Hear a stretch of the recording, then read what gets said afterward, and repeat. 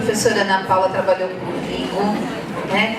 Ela é professora, deu aula para o ensino fundamental, hoje ela é professora da universidade. E o tema que ela vai abordar, ela tem muito conhecimento sobre isso, né? E eu espero que vocês possam aproveitar bastante, tá bom? No final, né, Ana, a gente deixa aberto para algumas perguntas, tá? Então, vocês anotem aí o que vocês querem perguntar, tá bom? Aí ela dá um tempinho para vocês perguntarem, tá? Então, nós vamos orar pela vida dela e aí ela vai começar. Senhor, queremos colocar diante de Ti a vida da Ana, que o Senhor possa usá-la para ensinar. Cuida dela, que o Senhor possa, através da vida dela, dar muito conhecimento a todas as pessoas que estão aqui. Pedimos a Tua bênção, em especial a Tua bênção na vida dela também. Cuida de tudo, Pai. Nós Te agradecemos, em nome de Jesus. Amém. Boa tarde, gente. Tudo bem? É com prazer que estou aqui, recebi o convite, fico muito feliz. Vi 2 alunos aqui, então, coração de professora, né? Fica pulsando. Como ela disse, sou professora da Universidade Mackenzie, dos cursos de Pedagogia e Licenciaturas. Temos aqui um aluno de Teologia e um aluno de Letras. Não sei se tem mais algum perdido por aí. Fico muito feliz. Tem um aluno perdido? Mas é meu aluno? Você faz Mackenzie? ADM? Ai, que legal. Não tenho o prazer de poder dar aula para você. Poxa. Vamos ser professor? O que você acha? Vamos pensar um pouquinho sobre isso? Bom, vamos lá. Quando a Adri me trouxe a proposta de poder, de alguma forma, contribuir para o trabalho de vocês no Ministério Infantil, eu, como professora, como pesquisadora, minha área de pesquisa é neurociência, está ligada às dificuldades, distúrbios, transtornos da aprendizagem. A gente viaja um pouquinho, né? Então, fui montando material, trazendo algumas coisas. E, em contrapartida, eu também tenho experiência no Ministério Infantil. Eu sou da Igreja Batista, Memorial de Alphaville. Participei por muito tempo do Ministério lá também. E nós temos uma organização onde a gente, entre aspas, né, há uma separação para que ocorra um trabalho mais eficiente com as crianças que apresentem alguma questão em específico, que a gente separa entre os típicos, aqueles que, a princípio, não apresentam nada que fuja de um padrão esperado, e os atípicos. E esse grupo dos atípicos, a gente coloca num grupo chamado Compaixão, que é recebido por pessoas, por voluntários que queiram estar ali, porque não é fácil, ou que tem alguma formação que possa contribuir de uma forma mais pontual e, de alguma forma, conseguir trazer essa inclusão junto com os outros grupos. A Adriana comentou um pouquinho sobre como funciona aqui no espaço, como vocês se organizam, e é bacana que já tem esse pensamento, e a gente sabe que não é fácil. Né? Se para vocês, aquele tempinho que a gente fica com as crianças, 1h30, já é com muita emoção, imagine o professor que passa a semana inteira com essas crianças. E imagine as famílias onde, desde o início até o final, estarão juntos com essas questões que podem, sim, de alguma forma, serem melhor trabalhadas, melhor adaptadas, e tudo tem uma possibilidade. Uma coisa que a gente tem que ter primeiro na nossa cabeça. Independente da dificuldade, independente das questões, qualquer indivíduo, seja criança ou adulto, a gente pode criar condições de uma melhor adaptação e criar possibilidade de desenvolvimento. Ninguém fica fadado ao fracasso, a não ser que esse indivíduo não seja encaminhado para o melhor atendimento, para um encaminhamento correto. Que isso também acontece. Às vezes os pais procuram ajuda, vão a um atendimento e, infelizmente, acabam não fazendo o caminho correto. E aí, mais um processo para poder adaptar novamente. Então, eu vou aqui trazer uma parte mais teórica, no sentido de repente, abrir um pouco esse olhar de vocês perante as situações, não só no Ministério Infantil, mas pensar na vida pessoal de vocês. Né? Sempre alguém conhece, ou tem um filho, ou um sobrinho, ou um amigo, fala, poxa, eu vou poder levar essa orientação, vou poder levar essa luz ou esse conhecimento para ajudar essa pessoa. Então, vou tentar sempre fazer o paralelo com a atuação de vocês no Ministério, com as crianças, mas também trazer para a nossa realidade, do nosso dia a dia, como família, como amigos. E, no final, a gente deixa, então, um espaço, né, de perguntas ou não entendeu algum conceito, para que eu possa ajudá-los de alguma forma. Tá bom? Então, vamos lá. Então, como eu falei, eu sou do Mackenzie, e o meu grupo de pesquisa se chama Distúrbios do Desenvolvimento. Eu fiz mestrado lá e agora eu estou no doutorado. Então, é algo que eu curto muito, que eu gosto muito de poder contribuir, e a gente sabe o quanto a gente produz ciência, e ciência é para ser partilhado. Não é para ficar só nos livros, ficar só no ambiente científico. A gente tem que levar para a sociedade, levar para a comunidade, e esse é o nosso objetivo. Então, por isso, é uma alegria gigantesca poder estar aqui e dividir um pouquinho com vocês aquilo que eu já aprendi. Tá bom? Vamos lá. Se eu aprendo aqui, mexer, eu ponto para cá? Para cá? Para você? Não está indo. Foi. Mas acho que ele mexeu. Você que mexeu? Tá bom. Deixa eu ver se eu consigo. Vamos lá. Então, a gente vai pensar o primeiro item. Inclusão para quem? Quem que precisa ser incluído? Essas crianças ou nós perante essas crianças? Incidência de casos nas escolas de São Paulo. Porque a gente pensa em escola, porque as crianças que estão na escola estão na igreja, certo? E a definição de casos mais frequentes. Hoje eu vou trazer para vocês, de forma mais abrangente, 2 transtornos que são comuns, que a gente recebe, né, nas igrejas, nas escolas. E, numa próxima oportunidade, eu conversei com a Adriana, estou à disposição para contribuir com outros, porque você sabe que é uma infinidade, são muitas coisas, e também, se eu soterrar vocês de informações, vocês estão aqui tontos, né? Meu Deus, o que ela falou é muita coisa. Então, vamos devagar, um passo de cada vez, e a gente vai contribuindo aí com o que eu puder ajudá-los. E o que a gente precisa saber é, o que eu faço com isso? Estou lá com um grupo de crianças, ok, Ana, entendi, ele tem isso, o que eu faço? Tá? Para a gente quebrar alguns paradigmas, principalmente, a criança mimada, essa criança é muito preguiçosa, são os pais. Os pais não ensinam essa criança, por isso que ela é assim. Então, a gente precisa entender um pouquinho. Sim, vamos ter crianças preguiçosas, vamos ter crianças mal educadas, mas nós vamos ter crianças, sim, dentro de um aspecto que a gente precisa entender como funciona. Tá bom? Bom, uma coisa importante para a gente. Existem diferenças entre distúrbio, transtornos, dificuldades e doenças. Porque, às vezes, a gente vai mencionar alguma criança e a gente fala, ela tem uma doença. Ela é estranha, ela anda diferente. Ela fala de um jeito, às vezes ela tem uns piripaque, começa a gritar. Então, eu vou tentar aqui, de uma forma bem geral, tentar diferenciar para vocês esses aspectos. Por quê e para quê? Para que a gente não fique enraizados em discursos preconceituosos, que a sociedade, e a gente muitas vezes não tem culpa, porque a sociedade onde a gente convive, por não ser uma área de atuação de vocês, a gente nem pensa. Então, a gente fala, ou tudo é doença, ou tudo é deficiente, e não. Existem muitas diferenças entre esses aspectos, tá bom? Então, vamos lá. Doença. Vai ficar super pequenininho, né? Que o telão acha que era maior. Não tem problema. Doença é o mais simples. Quando a gente está doente, a gente está com ausência de saúde, certo? Então, tudo aquilo que não está funcionando bem no nosso biológico, a gente vai ter sintomas. Febre, coriza, se é uma gripe, um mal-estar, enjoo, certo? E essas doenças, elas estão no espectro bem gigantesco, onde aparecem várias características. Então, muitas vezes, nós vamos ter crianças junto com a gente no ministério, mas que não são doentes. Elas apresentam outras questões. Agora, se ela apareceu lá, com o nariz escorrendo, espirrando, o nariz avermelhado, por causa de uma conjuntivite, aí sim é uma doença. Tudo bem?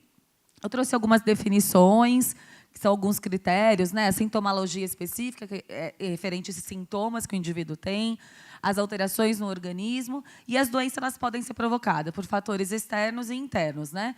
Os fatores externos são as infecções por vírus, e internos pode ser malformações ou algumas disfunções no próprio organismo da pessoa. Então, tranquilo? Então, o que a gente recebe no nosso ministério, muitas vezes, não são doenças.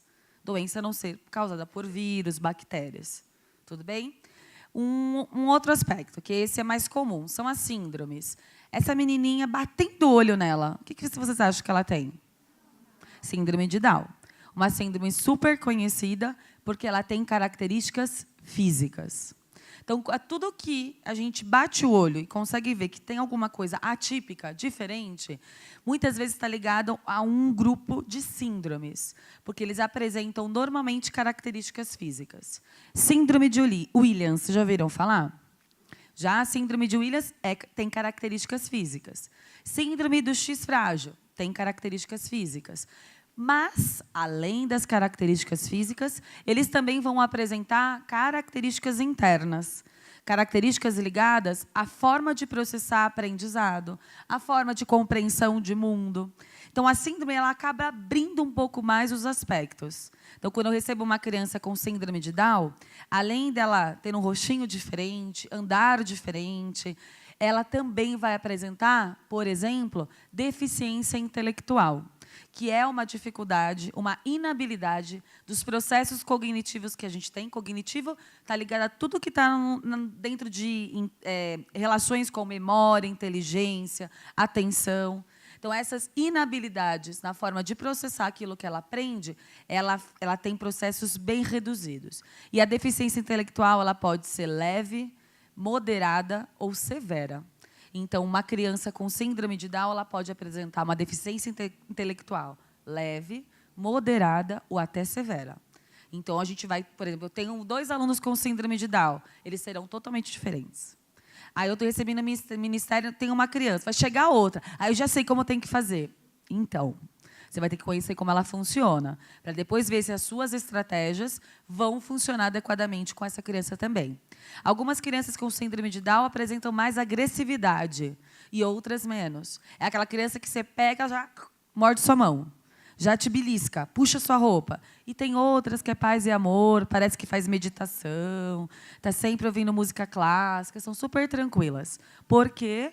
Porque todo o quadro dessa síndrome, ela tem características específicas, mas algumas com variações. Então, por isso que elas vão agir diferente. Certo? Então, síndrome é diferente de doença. Deu para ficar mais claro? Beleza.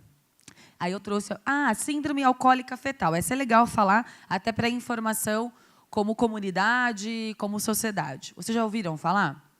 A síndrome alcoólica fetal é no caso de mães que, durante a gravidez, elas ingerem bebida alcoólica. E até o uso de drogas, né, que também podem afetar. E quando a gente fala uso de bebida alcoólica, mas eu tomava só um cálice de vinho às vezes. É ingerir um cálice de vinho às vezes. Então, aquele médico, hoje em dia já é menos comum, mas aquele médico que atende uma mãe grávida e vira para ela e fala assim, ela pergunta, mas eu vou poder continuar tomando meu vinho aos sábados? E ele fala, vinho tudo bem, uma tacinha não tem problema, é um médico suicida. Porque hoje já foi confirmado, é evidência científica, que o uso de álcool, desde o início da gravidez, início é toda a formação ali do 1º mês, 2º mês, até o 3º, que é o momento mais crítico, né, do desenvolvimento humano, ali no aspecto, no início da formação, do embrião, pode afetar, e afetar severamente. Quais são as consequências da síndrome alcoólica fetal? Deficiência intelectual severa, dificuldades na relação com o ambiente, e a partir dessas características vão afetar outras no indivíduo. Então, é sério. Então, quem está... eu quero engravidar. Primeira coisa, se fuma, nem fala, nem me conta que me dá um nervoso. Agora, a bebida alcoólica, com certeza, não. Para a gente poder evitar qualquer processo de consequências. Tá certo?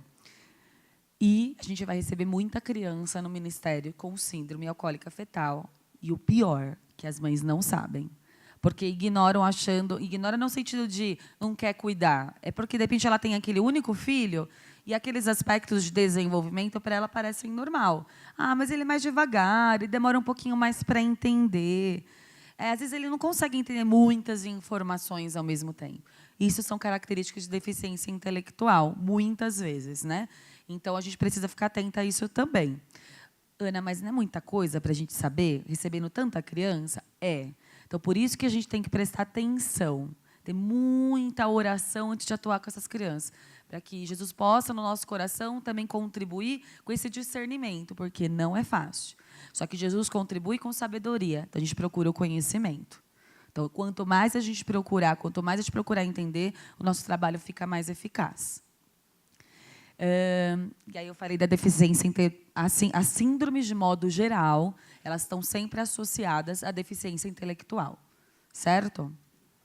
Agora, um outro termo, transtorno, já ouviram falar? Já, né? Que bom. Bom, o que é o transtorno? O que ele se difere da síndrome? O transtorno está estritamente ligado a aspectos do neurodesenvolvimento do cérebro. Então, tudo que não desenvolveu adequadamente no nosso cérebro pode provocar um transtorno e que não está associado a características físicas. Então, de repente, vocês olham para mim e podem falar, ela não tem transtorno nenhum. E se eu disser que eu tenho um transtorno? Pode ser que eu tenha, não posso? Ah, mas você conseguiu chegar no doutorado, você não deve ter nada. Pois é.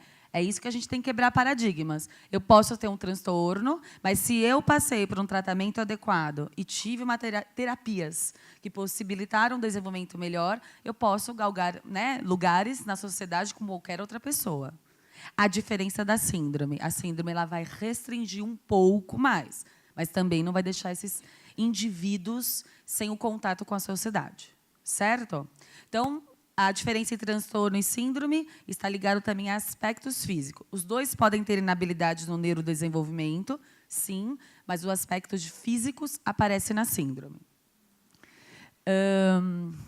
Então, aí a gente traz ali uns aspectos, né, biológicos e psicológicos, mas totalmente ligado àquilo que se desenvolve no cérebro, certo? Um outro aspecto, que esse é mais fácil, né, de visualizar, são as deficiências. E a gente tem uma lei no Brasil, na nosso pacote aí de leis, que protegem o deficiente. O que é a deficiência? Ela pode ser a ausência de um membro, por exemplo, não tem uma perna, não tem um braço, ou porque nasceu assim, ou porque sofreu um acidente, ou por alguma doença, teve que amputar um membro.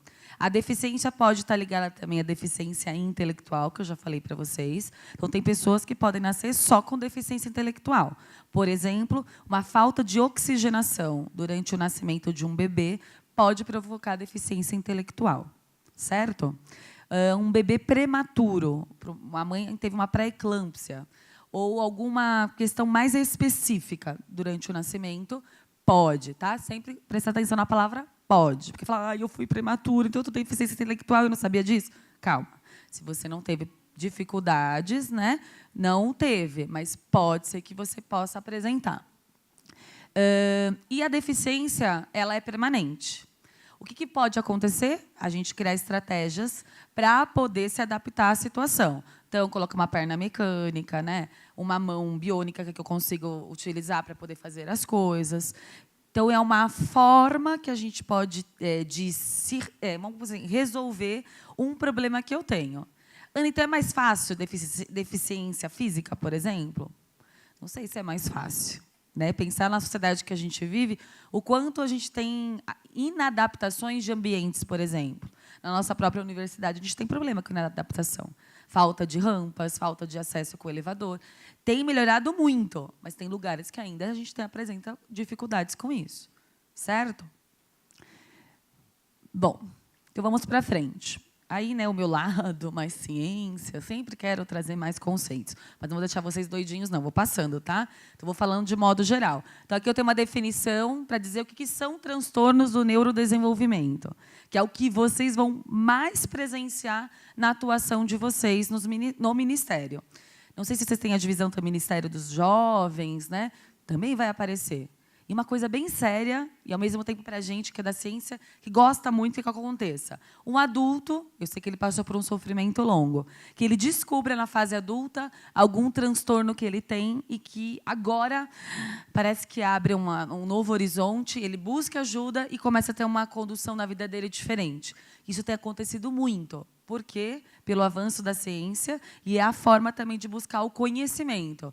Hoje eu entro na internet, claro, uma boa busca, eu vou encontrar excelentes materiais para me ajudar nessas definições. E aí eu começo a pensar, eu tenho um vizinho e falou que eu vou conversar com ele. E aí você vai começando a ajudar um ao outro, né, de alguma forma. Então, hoje é muito comum adultos identificarem algum tipo de transtorno que durante toda a vida teve que passar por N situações, até situações muito delicadas, que trouxeram até consequências de, por exemplo, síndrome do pânico, transtorno de ansiedade, que são problemas que são gerados, muitas vezes, por questões ligadas a inabilidades, dificuldades ao longo da vida, que sofreu muita pressão. Ah, você não consegue escrever? Pelo amor de Deus, que texto horrível. Não dá para entender o que você escreve. Você não consegue fazer esse cálculo? Pelo amor de Deus, é tão simples. Ou coisas mais corriqueiras. A mãe em casa, eu já pedi para você organizar suas coisas, até agora você não foi? E a criança, por alguma questão, por exemplo, com a atenção, ela se esquece, ela não se organiza. E aí, ao longo da vida, ela ouviu: você é um fracassado, você não consegue, você nunca vai atingir o sucesso. Você acha que um dia alguém vai querer um médico assim? E aí ele descobre que alguma questão específica ele tem, e por isso o interfere no desenvolvimento dele. Por isso que transtornos do neurodesenvolvimento é algo que a gente precisa, de alguma forma, entender um pouquinho mais. Certo? Uma outra característica importante é pensar nos diferentes déficits que podem ocorrer. Então, assim, pode piorar a situação. Eu posso ter um transtorno, por exemplo, do TDAH, o transtorno do déficit de atenção. E eu posso ser autista também, que é um transtorno do espectro do autismo. Eu posso ser um autista e também apresentar um TOD, que é o transtorno obsessivo opositor, que a criança tem dificuldade de aceitar as regras. Ela está o tempo todo indo para cima. Aí você fala: a criança é mal educada, ela não me ouve. Eu já pedi para ela sentar, que agora é a hora da história. A gente vai contar a história, depois é outro espaço. E ela não quer ficar. Ah, Ana, mas como que eu sei que é falta de educação e quando eu sei que pode ser um TOD, que é esse transtorno opositor desafiador? Então, existem algumas características específicas que esse transtorno vai apresentar e que difere muito de uma criança mal educada. Certo? Então, eu quero, assim, a partir de agora, que cada vez mais as informações que vocês já tinham possam ser acrescentadas dessas novas que a gente está ouvindo agora. Precisamos abrir, literalmente, o que pensamos sobre isso. Um transtorno, uma síndrome, uma deficiência, elas possuem características próprias e não é blá, blá, blá da sociedade. Não é, agora todo mundo tem uma síndrome, agora todo mundo tem um transtorno, todo mundo tem uma desculpinha. Então, existe todo mundo e existe uma ciência que já tem evidências científicas que dizem isso existe. Tá? Então, esses rótulos de que é modinha, vamos começar a desmistificar isso. Tá bom? Para alguns transtornos, as apresentações clínicas incluem sintomas de excesso ou déficits. Então, por exemplo, existe um transtorno, que é o transtorno de uma criança ou de um adulto, que ele é superdotado, que é a superdotação. É um transtorno. Mas como assim, Ana? É uma pessoa que sabe muito, aprende muito. Pois é. Só que ela tem uma superabilidade numa área em específico. E aquela área ela vai se desenvolver muito. Então, é um excesso de habilidade em adquirir um novo conhecimento. Aí a gente pode pensar: poxa, eu queria ter um pouquinho disso, né? Ia me ajudar um pouco, não é verdade? Para mim, eu acho que, no meu caso, com certeza. Mas eu não tenho. Mas ser superdotado também acarreta em alguns problemas. Eu conheci um menininho há pouco tempo, ele tem 13 anos. Ele terminou o doutorado dele na USP, em Física, e ele estava no auditório. E eu fui porque eu queria conhecê-lo de perto. Né? Falei: essa criança, vamos ver se é isso mesmo. E é isso mesmo. Ele é terrível. Ele olha análises científicas de estatística e consegue identificar erros de análise que os próprios doutorandos que estavam lá não conseguiam identificar. Mas, por exemplo, uma criança que tem uma dificuldade incrível de se socializar. Ele não tem amigos, ele não consegue. Então, ele está num processo de terapia para poder aprender a viver em sociedade. Porque isso é uma habilidade e a gente precisa ter. Certo? Então, nem sempre o excesso ele é benéfico. Certo? Aí eu trouxe alguns nomes, talvez de conhecimento de vocês, para saberem que existem, né, os mais comuns. Já falei de DI, deficiência intelectual. Transtorno global do desenvolvimento é algo bem... a gente coloca dentro de um grande globo mesmo, literalmente, e porque às vezes tem tantas características de tantas coisas que a gente não consegue definir o transtorno ou a síndrome. Então, a gente coloca dentro de um transtorno global, certo? Transtorno da comunicação, então, pessoas que têm dificuldade na sua fala. Transtorno do espectro do autismo, que é muito conhecido, a sigla é TEA, que está ali descrita. Transtorno do déficit de atenção e hiperatividade, esse também é muito conhecido. Esse eu trouxe para falar para vocês, que ele é super importante.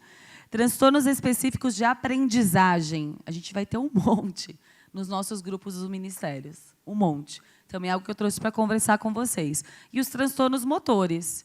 Né? Tem gente que tem dificuldade para escrever. Tem uma letra horrorosa. Aí fala, ai, porque não fez caligrafia. Aí você conversa com a pessoa e fala, mas eu fiz a vida inteira, não adiantou. Pode ser um transtorno ligado ao aspecto motor, da nossa motricidade fina, que pode ser acarretado, por exemplo, na sua infância, de ter tido pouco estímulo, por exemplo, para brincar, para pular, para correr, para rolar. É uma criança que não engatinhou. Então, tem alguns aspectos motores que podem trazer problemas na nossa fase adulta. Então, a Iana tem uma letra horrível. Então, todos os médicos têm transtorno motor? Não. Alguns, sim. Mas ali há uma questão de característica, né? Fazer uma grafia horrorosa quer dizer que o médico é top. Ele é médico e ele é top. Graças a Deus, isso já caiu por terra. Tem muitos médicos que têm letras maravilhosas. E muitos estão entregando até o receituário impresso, né? Digitado. Graças a Deus, para a gente entender o nome do remédio, né? Eles não têm transtorno motor. Eles têm uma característica de grupo que aquilo marca uma profissão. Tá? Professor, a gente tem uma regra que o professor tem que ter letra bonita. Nem sempre, mas deveria. Porque as crianças, né, principalmente os menores, precisam ter uma boa referência. E a Adriana, tenho certeza que... Tem outros professores aqui que atuam? Lecionam? Ah, legal. Letra bonita? Legível. Ok, legível. Isso traz inspiração, é modelo para as crianças. Né? Imagina se eu vou na lousa e faço uma letra toda atrapalhada, desorganizada, subindo, descendo. Poxa, a criança não tem uma boa referência. Então, cuidado com esses marcadores. Né? Transtorno motor é uma coisa, características da minha atuação é outra. Porque minha letra na lousa, confesso, é bonitona. Mas na hora que eu escrevo no meu caderno, nas minhas anotações, é tipo médico. Porque eu quero escrever mais rápido. Né? Eu quero ter uma escrita mais rápida. Ok. Trouxe só para vocês terem uma noção que, quando a gente fala de inclusão, às vezes a gente acha que está acontecendo só na nossa igreja, né? Que é algo, ou na nossa escola. Não, tá demais. Só a gente tem recebido a inclusão. Não é possível. Né? Eu estava até 5 anos atrás, às vezes eu tinha 1, agora eu tenho 4, 5. Então, o que está acontecendo? Aqui tem um número de 2016 de alunos da educação básica. Aquela barrinha maior é a quantidade de alunos, o número de alunos total que nós temos na rede. Então, 2.788.000 aproximadamente. Números de crianças que os pais declaram que é inclusão, que tem diagnóstico. Nós temos um monte de alunos sem diagnóstico. Então, esses não estão inclusos ali nos dados, que são 34.011. No meu coração, e acho que de vocês, professoras, esse número em sala de aula triplica, no mínimo. Ah, porque eles são displicentes? Não, porque é difícil. Você, né, planejou sua gravidez, teve aquele sonho de ter um filho perfeito, que ele tivesse todas as facilidades, que um dia ele possa ser um arquiteto. Vou falar da minha prática, né? Que ele seja um professor, enfim. Hoje em dia ninguém sonha que o filho seja professor, mas eu espero que os jovens, por favor, sonhem em si. Enfim, e aí tem um filho com alguma questão. Então, é quebrar algo dentro dele, uma aceitação, é um luto. É passar de um processo para outro. E muitos pais têm muita dificuldade de aceitar isso. Tá bom? Vamos lá. Então, é só para poder ilustrar e entender que não é só na nossa igreja. É Brasil. É mundo. Um dado para vocês terem noção. Ana, está acontecendo assim que está aumentando os transtornos, as síndromes? As pessoas estão bebendo alguma água contaminada? Está tomando alguma coisa errada? Então, tem muita pesquisa acontecendo. Uma que a gente tem que desmistificar, e é sério isso. Vacina não provoca síndrome e transtorno, principalmente autismo. Tá? Isso ficou por muito tempo falando que tomar vacina, uma lá específica, provocava autismo. Não é verdade. E isso já foi explicado. Até participei de uma palestra essa semana de um jornalista americano, onde ele fez uma pesquisa de 12 anos para descobrir onde estava o buraco. Isso foi empresas farmacêuticas misturado com empresas que produziam algumas questões de indicação de ajuda para esses deficientes, alguns transtornos. Então, foi uma coisa meio conspiração. Só que, para ele poder identificar isso, ele demorou 12 anos. E hoje ele está sendo reconhecido no mundo inteiro para dizer: calma o coração, vacina não causa autismo. Autismo, para você ter noção do número. Há 10 anos atrás, a incidência era: a cada 10 mil alunos, 1 tinha autismo. 10 anos. A última pesquisa agora, 2017, nos Estados Unidos. A cada 40 alunos, 1 autista. Lembra 10 mil? Vamos pensar nos zerinhos. Valor posicional do número. Vai cortando. O que é isso? Nossa, tem alguma coisa acontecendo. Tem. A ciência já sabe o que é autismo, já sabe identificar, e o espectro é grande. Então, a gente tem muitos indivíduos que se tornam adultos e que descobrem que é autista só quando está com 30, 40 anos. Ou quando vai ter um filho, uma pessoa com autismo, ele carrega a cadeira hereditária. Ele pode ter um filho com autismo também. Certo? Então, não é que está tendo um monte de diagnóstico, é porque os profissionais estão se informando mais, nós temos mais pediatras sabidos, que estão por dentro do assunto, e a ciência avançando. E, obviamente, o conhecimento, a globalização. Tá bom? Vamos lá. Vou começar com o transtorno do déficit de atenção. Alguém se identifica? Acho que mais as mulheres, né? Os homens vão me matar. A mulher atende o telefone, a mulher fala com o marido, a mulher chama o filho: filho, vai tomar banho, vai para a escola. Aí chama a moça que ajuda em casa: já terminou o almoço? E continua o telefone e digita.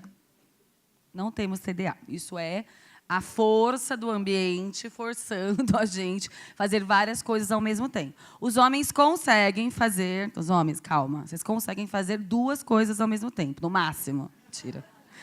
Tem alguns que é só uma. A maioria, eu acho. Brincadeira. Cada um vai ter sua forma de processar. Então, um diagnóstico ele pode variar de uma pessoa para outra. Então, é só para ilustrar. Essa imagem, alguém se identifica? Está lá, tomando café da manhã. Aí vem um passarinho na janela. Ou ouve uma música do vizinho, aí começa a curtir a música. Vai colocando café. Ai! Esquece o leite fervendo. Quem não já derrubou leite? Pô, mas derrubar o leite porque se distraiu com outra coisa é um ponto. Largou o leite porque tem outras 1000 coisas para fazer é outra coisa. Quando a gente não consegue controlar o nosso foco atencional, estou falando com vocês, não estou? Um monte de coisa que pode ser legal e outras nem tanto. Quem consegue manter esse foco, que é a sustentação de atenção, não tem TDAH. Agora, se está sentado aí e já fugiu, já foi pensar no que tem que fazer em casa, já tem que pensar o que vai fazer daqui a pouco, já pensou no crush que viu lá fora, que já pensou...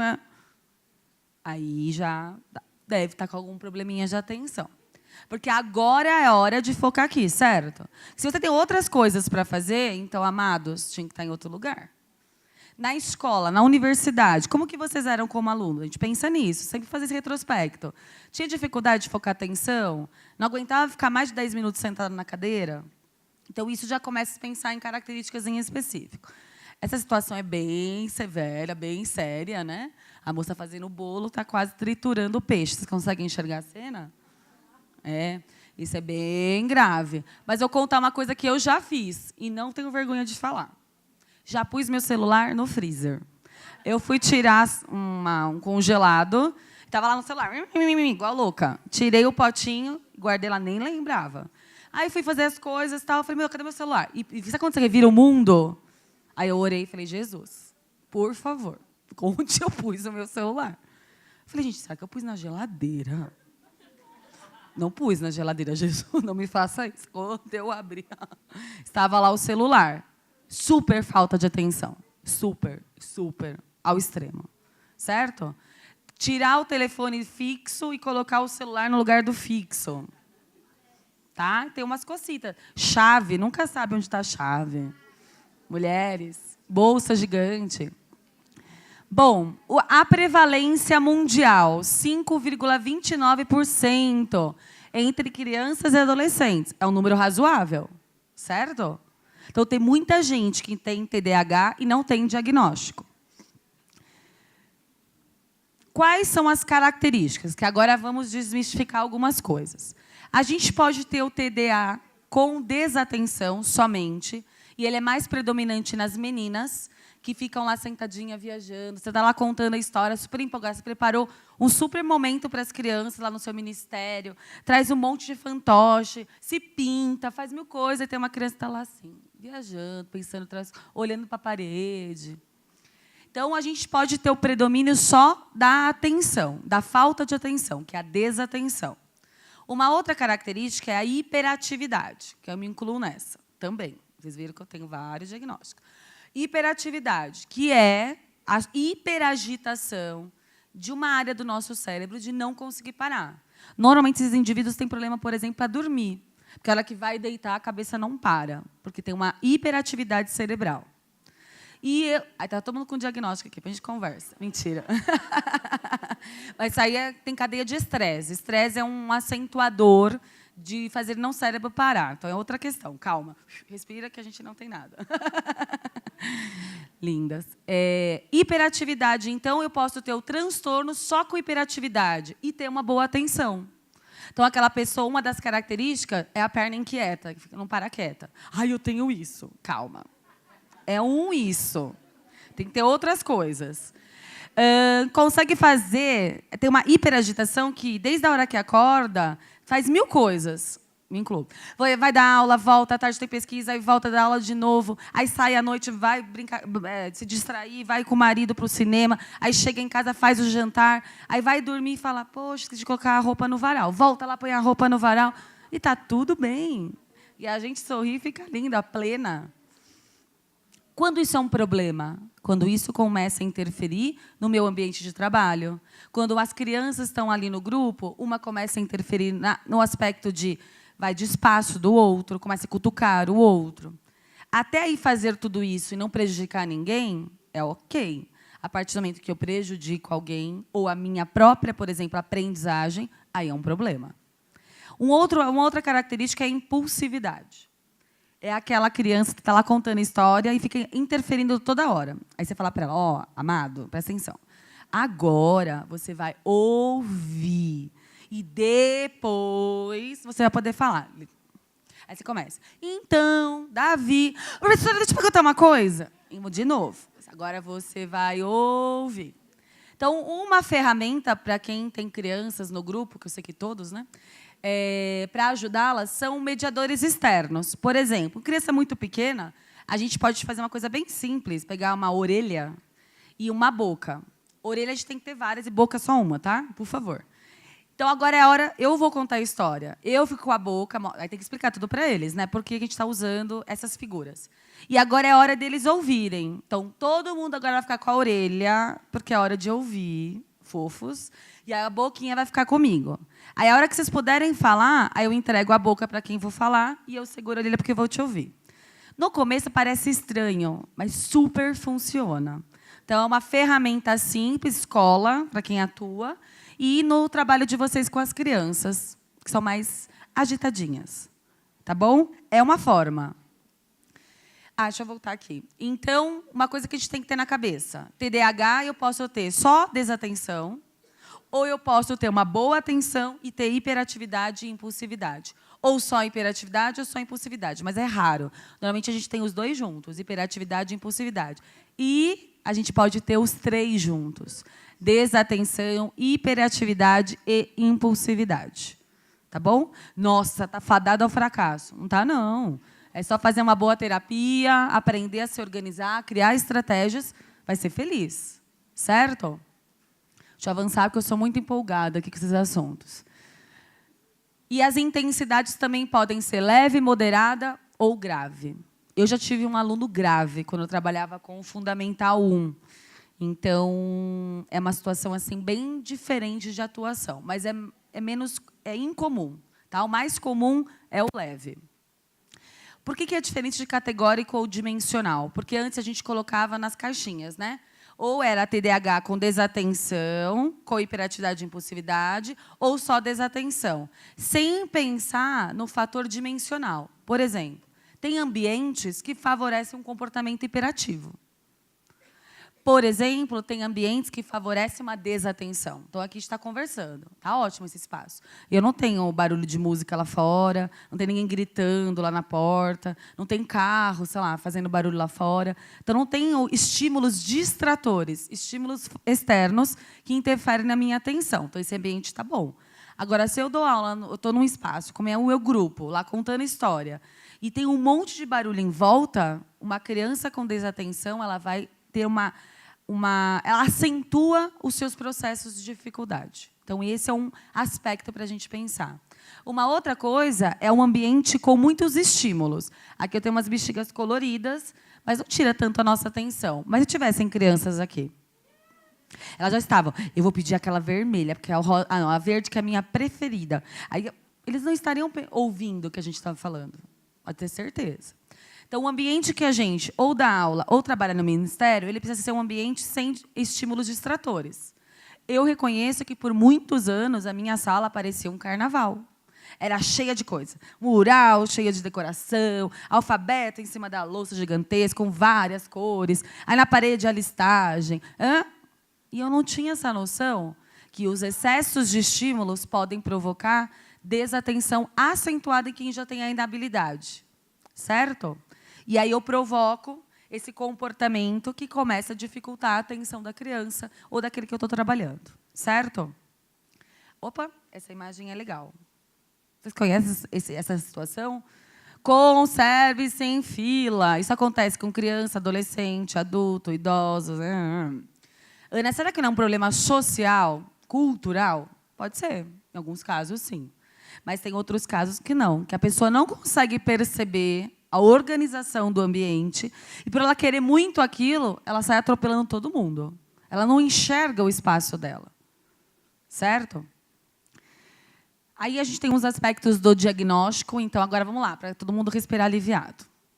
Para poder ter TDAH, é preciso que os sintomas eles permaneçam por um período mínimo de 6 meses. E eu vou nascer com as características. Algumas vão se acentuar, outras nem tanto. Depende do ambiente que eu vivo. Por isso que é dimensional. Então, durante 6 meses, essa criança que está com você lá, você está contando história, você percebe que está acentuando, pode ser alguma questão em específico.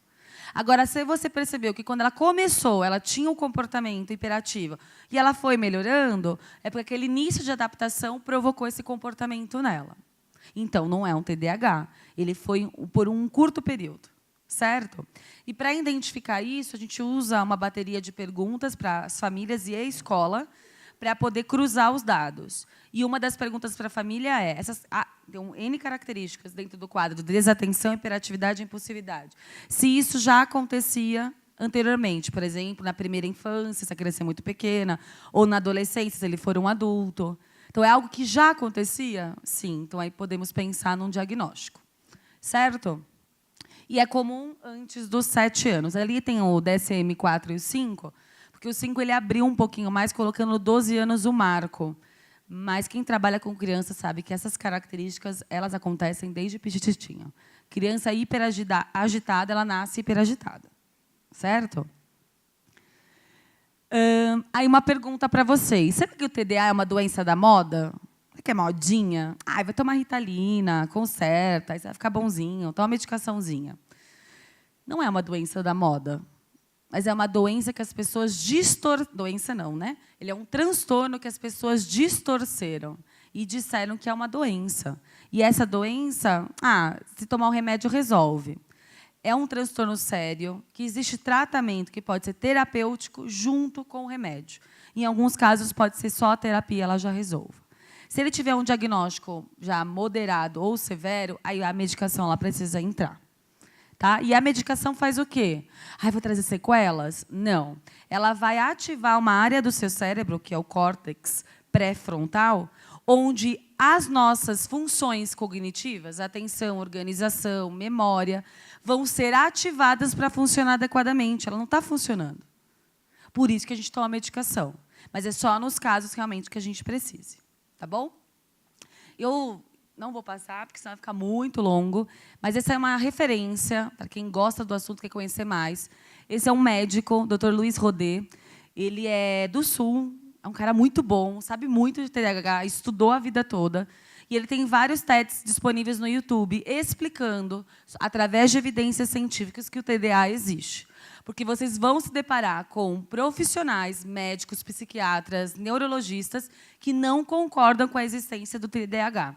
Eles vão falar, não, chega lá, você leva seu filho. Ah, eu acho que ele tem. Esquece, isso é moda, isso não existe. Então, vem um médico super estudado para poder contribuir através da ciência para ensinar para a gente. Existe, tá? Mas fiquem em paz, que tem o que fazer. Tá bom? Está disponível no YouTube. Ele tem uma página no YouTube gigantesca, com muitos vídeos, que pode ajudar vocês para conhecer um pouco mais. E dá dicas também. Tá bom? Aqui eu vou passar de rapidinho. São as características que a gente tem que observar nas crianças, nos indivíduos e nos adultos, que pode caracterizar a desatenção. Então, por exemplo, desviar o olhar do professor durante a explicação. Pode colocar marido e mulher, tá? Mas seu marido está conversando com você. Aí ele começa a falar, e você já começa a pensar em outras coisas. Ele, você está ouvindo o que eu estou falando? Aí você, tô. Aí ele começa a falar de novo, e você começa a pensar, você não está prestando atenção no que eu estou falando, não é? Então, isso também acontece na fase adulta. Desviar o olho daquilo que você tem que fazer. Ele está caderno, mas você está aí com algumas pessoas estão anotando algumas coisas. Começa a anotar e, de repente, pega o celular, começa a mexer em outra coisa, vai ver, nem sabe mais onde está. Aí, quando se toca, meu Deus, estou aqui. Aí dá até aqueles tranco, né? De pensar, meu Deus, o que eu estou fazendo? Então, se distrai com muita facilidade. Deixar de responder quando é perguntado. Por exemplo, você pergunta para lá no seu trabalho, com a criança, perguntando sobre a história. O que você entendeu sobre esse personagem X? Aí você pergunta para ela, ela ouviu? Aí ela fica parada, com cara de alface. Você não entendeu? Ela, entendi. Então fala, eu não sei o que você perguntou. Oi? Tá bom, vamos lá, de novo. Porque ele se perde no processo de prestar atenção naquilo que você está perguntando. Bom, aí tem um monte de coisa. Envolver em eventos alheios, atividades da sala. E pensem no mundo de vocês, vocês estão com as crianças. Isso acontece, a criança está lá e ela não está. Demorar para começar a fazer as atividades que vocês propõem. Está todo mundo lá fazendo, aí ela está lá mexendo com lápis, mexendo na ponta. Aí todo mundo já começou, está quase terminando. Aí ela está lá mexendo na blusa que soltou uma linhazinha, ela está tentando puxar a linha. Aí você fala, amado, vamos lá. Então, os amigos já estão pintando, vamos pintar também. Aí, tá bom. Aí ele pega o lápis, quando ele começa a pintar, ele vê a ponta do lápis, tem uma pontinha preta. Entendem que o processo... as características são mais acentuadas? Perder coisas. Vira e mexe aquela mãe que volta e fala, ai, meu filho deixou o casaco aqui? Meu filho trouxe um carrinho desse tamanho, mas estava no bolso dele, falou que ele não ia tirar, mas não está com ele. E você nem viu esse carrinho. Então, coisinhas muito simples do nosso dia a dia podem caracterizar o transtorno. Mexer-se e contorcer-se na cadeira. Sabe que ele fica balançando a cadeira até cair? Aí ele caiu. Ah, agora ele sossega, né? Não, ele vai cair de novo. Aí vai cair de novo. Vai ser, todo mundo no chão agora. Todo mundo deixar a cadeira. Às vezes precisa criar uma outra estratégia para não expor ele. Porque ele pode se machucar e as crianças vão crescendo, elas vão ficando mais maldosas. E aí elas começam a tirar sarro da criança. Falar demais. Criança que tem a famosa taquilalia. Taquilalia é um sintoma, não só de criança, de adulto também, que fala em excesso e não deixa outro falar. Ah, tem vários aqui com taquilalia. Vamos conversar. Que é um monólogo. Tem 4 pessoas na roda, só um fala. Aí você vai falar. Aí eu brinco, eu faço assim, ó. O que você está fazendo? Eu quero falar. Você não está deixando eu falar? Ah, tá bom, só pode falar. Então, a gente tem que dar uns controles externos. Criança que não para quieta, né? Isso é comum, criança não parar quieta. Mas eu não parar quieta em excesso, certo? Andar ou correr dentro e fora da sala. Você está lá trabalhando, a criança está parecendo... Lembra o Tasmania, um personagem? Fica rodopiando? Tem criança que rasteja debaixo das cadeiras. Aí você vê, nossa, mas cadê o José? Estava aqui, aí você vê ele lá atrás, rastejando. E isso é um comportamento inadequado. Você não está conseguindo entender que agora é hora de prestar atenção, alguma coisa está acontecendo. Bom, ter dificuldade em aguardar a vez, falar sem ser estimulado, interromper outras falas, não saber esperar a vez para falar. O que a gente pode fazer, então, com essa criança que tem muita energia? Muita energia. A gente tem algumas atitudes para criar um ambiente mais adequado. Já falei algumas delas aqui, né? Mas reconhecer que pode ser alguma coisa é um grande passo. Para não ficar com aquele rótulo. Ai, mas eu tenho certeza que ela é sempre aquela mãe tem uma cara que não ensina nada para esse menino. Então, ela não dá educação para ele. Por isso que ele é assim. Muito amor no coração, né? Vamos aprender o que a gente sabe colocar em prática. Devemos amar uns aos outros. E essa criança pode ter alguma coisa assim, certo? O que a gente pode ter de interferência, né? A gente precisa ter formas diferentes de atuação. No ministério, vocês ficam super pouco tempo com as crianças, uma vez por semana. Então, meu pedido é, façam desses encontros sempre encontros diferentes. Por exemplo, TDAH adora novidade. Então, você chegar na sala e não vai ser sempre do mesmo jeito, aquele modelinho. História, é da história, vão registrar do registro, vão apresentar, depois tem o louvor, e depois tem o lanche. É a rotina, ok. Pode ser do mesmo jeito. Só que, na hora que você for apresentar a história, ela vai ser de um jeito diferente. Ela vai ter uma condução diferente. Na hora de registrar, vai ter um registro, mas vai ser um registro diferente. Por que não registrar através de uma encenação deles daquilo que eles entenderam? Porque precisa ser no papel. Então, a gente precisa criar... Eu sei que vocês são bem criativos, que a Adri já me contou. Mas pensar que a gente pode ampliar as formas de atuação para chamar a atenção dessa criança. E algo muito importante, manter a rotina para as crianças que são mais ansiosas. E autismo, criança com autismo, ela precisa de rotina. Então, ela saber tudo o que vai acontecer cada vez que ela vem é importante. Agora, modificar as estratégias na rotina não tem problema. Agora, se ela chegar aqui e toda vez que ela vier... Ela veio domingo, aí o primeiro começou pelo louvor, depois foi o lanche, depois foi contar a história, por exemplo. Aí, na outra vez, ela volta, é o contrário, é contar a história, o louvor, depois o lanche. Isso causa ansiedade nela. Então, aí a gente vai provocar um comportamento inadequado. Vamos para frente. Que eu já acabei falando muito. Aqui no final dessa parte, eu trago umas referências para quem quer também ouvir mais, além do professor. Tem um artigo produzido pelo nosso grupo, lá no Mackenzie, é disponível na internet. É um artigo de referência. Ele é uma intervenção neuropsicológica no desenvolvimento de habilidades cognitivas, referentes ao TDAH. Então, ele traz algumas estratégias para a atuação nossa com as crianças. Esse site... Está disponível na internet, livre acesso. Tem um monte de material de pesquisa, livros, artigos, vídeos, para dar instruções e orientações. E, se tiverem dúvidas, podem escrever que eles respondem. E também para indicar para as pessoas que precisam. tdh.org.br. E esse livro também foi produzido no nosso grupo, que se chama Orientações Práticas para Professores de Alunos com Comportamentos de Desatenção e Hiperatividade em Sala de Aula. Eu não posso usar no Ministério? Deve, porque ele vai trazer um projeto, um grupo de estratégias para a gente poder trabalhar com as crianças. Aí, no caso, é para crianças. Falei demais, gente. Vocês me ouvem? Som. Foi o que eu apertei? Vou ser mais delicada. TDAH não tem delicadeza. Fica assim, mentira. Vamos lá. Então, esse livro a gente não tem disponível na internet. Quem tiver interesse de conhecer, em livrarias estão à venda, né? Bom, fechei TDAH. Posso ir para o próximo? Não fiz nada. Olha como está. Eu acho que deve estar descarregando. Eu tenho medo de fio, tá, gente? Se eu cair, não vou rir.